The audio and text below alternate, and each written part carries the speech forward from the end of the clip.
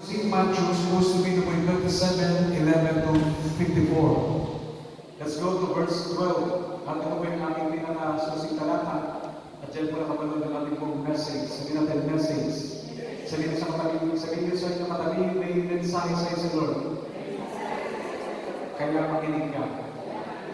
Ano tayo sa Lord? At bago sabihin ng sarili natin, ganito po pagkasabi, brothers and sisters, sa New International Version. And it says like this, And when he was accused by the chief priests and elders, he answered nothing. Ulit ito po ganito po pagkasabi. And he was accused by the chief priests and elders, he answered nothing. At dito po pinapinakahan sa ating pong dalang Bible, ang Bible, Pinoy version, dito po pagkabanggit. Nakikinig po ba kayo? Tapos kami na nakikinig. Yan. So ito po, sabi dito sa Bible, Pinoy version, sabi natin lahat sabay-sabay, pero hindi kayo lahat, kaya ulitin natin. Tapos sa dalawang kamay, pero hindi siya sumagot sa makabintang sa kanya ng mga chief priests at mga elders. Ang minamalaking ang mabuting balita ng ating Panginoong Yesu Cristo. Pinupunin natin ang ating Panginoong Yesu Cristo. Taas pa natin dalawang kamay at sabihin natin ang sabay-sabay, Ikaw ang Diyos noon, Ikaw ang Diyos ngayon at magpakailan kailan naman. Di ka nagbabago. Amen. Ikaw ang Diyos noon, Ikaw ang Diyos ngayon. Ang pagkakas sa dalawang kailanman. Diyos. Tapos ko lagi ko may bless na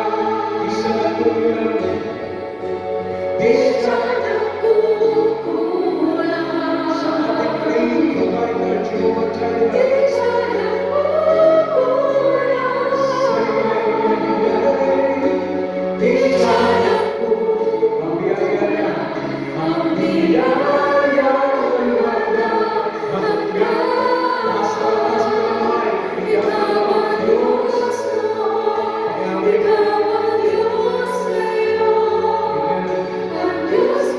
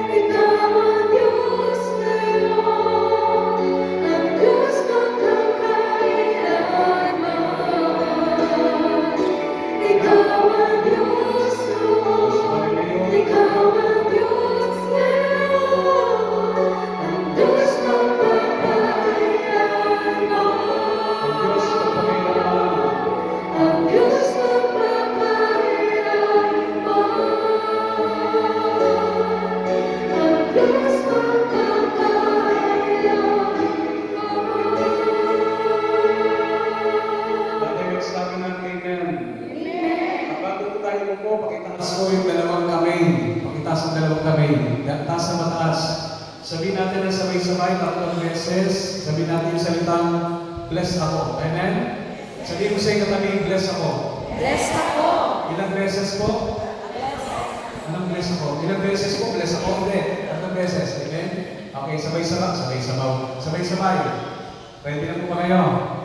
Pagbilang mo ng 3, sabihin yung sabay-sabay, 3 beses, bless ako. Amen? Sabihin mo sa yung katabi, gets. Sabihin mo, uy, sagot ka. Okay. Sabay, bilang tayo ka. Handa ba kayo? Sabihin natin sa 2, 3. Bless ako. Bless ako. Bless ako. Sige na nga, kasi pala ako niya. Sabihin ko saan, parang hindi naman. Okay, ko na kayo. Sabihin sa hotel ko, pagpalain ka ng Lord. Ayan. Yung sabihin, ano ang sasabihin mo? Amen. Pagpalain ka ng Lord, eh, may kayo agad eh. So kayo naman yung pagdinig, mga aral na po ako. Taas sa kamay na handa ng makinig yung totoo. Taas sa kamay. At sa ating magkapatuloy na mga po ang Diyos will at dagdag ng pagpapala sa kasimple ng mensahe na ating mapapakinggan. Tingin po kayo sa akin. Our message at this afternoon was entitled, ang mensahe po ng Panginoon ay ating pong pinamagatan samantalang kayo nakikinig. Message was entitled, The Blessings of Silence. Sabi natin, The Blessings. Hindi sumagot, walang blessings yun. Sabay-sabay, The Blessings of Silence. Ang mga pagpapala, so to speak, sabi natin mga pagpapala, mas malakas, mga pagpapala, mga tahimikan. Amen? So in Spanish, brothers and sisters, ang ibig sabihin niya ay silencio. Sabi natin, silencio. Yeah. So the blessings of silence. Makinig po kayo, patayan niyo po ang mga kalpukahan. Sa ating pagkapatuloy, brothers and sisters, in life, dito po yung sinasabi, we often feel the need to explain ourselves, defend ourselves, and answer every accusations. So sa madaling sabi, mga kapatid, sa buhay natin, sabihin mo sa katabi mo, sa buhay natin, madalas ito tayo. Sabihin niyo po, madalas ito tayo. Amen? Ito tayo madalas, di ba? Sa buhay natin, madalas natin maramdaman yung pangangailangan, ipaliwanag ang ating side, are you listening? Ang ating sarili, ipagtanggol ang ating sarili, at sagutin ang bawat paraan. Ay, ganito ba kayo?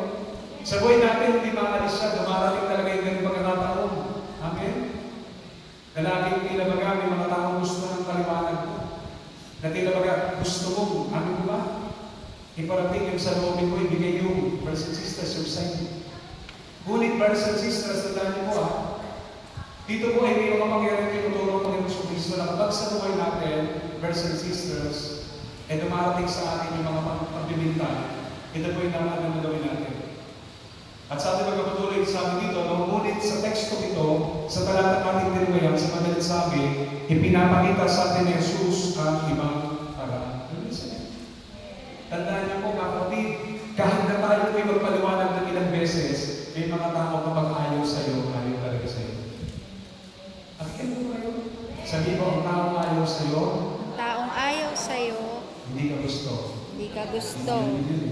Sabi mo sa kanya, kapag ang tao ay hindi ka gusto, Hindi ka gusto. kahit anong paliwanag, Kahit anong paliwanag, hindi tatanggapin. hindi tatanggapin. Pero kapag ang tao may pagsambalataya sa iyo at paniniwala sa iyo, naikli pa yung sinasabi mo, huwag mo nang ituloy, kilala kita, paniniwala sa iyo. So, brothers and sisters, let us take a second look. Kasi kung titignan natin, yung ating gospel is all about accusations against Jesus. Sabihin natin, accusations against Jesus. So, ito po yung tumutukoy, pumapatungkol